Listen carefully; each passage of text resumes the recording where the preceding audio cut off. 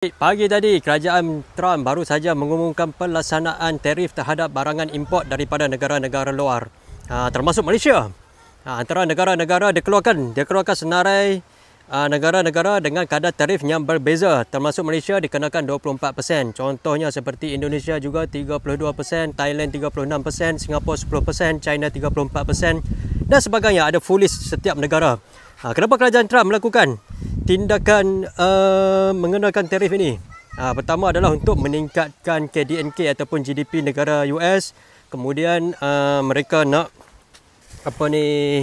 untuk merancangkan ekonomi dalaman, ekonomi lokal US, untuk menambahkan peluang pekerjaan dalam US dan juga untuk lebih berdaya saing lah kepada industri dalam US.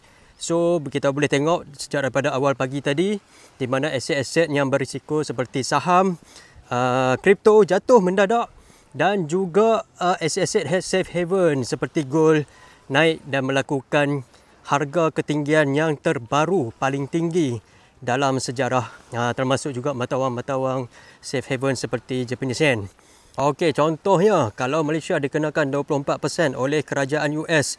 Contoh kalau barangan Malaysia sebelum ini dibeli oleh industri ataupun orang di US berharga $100.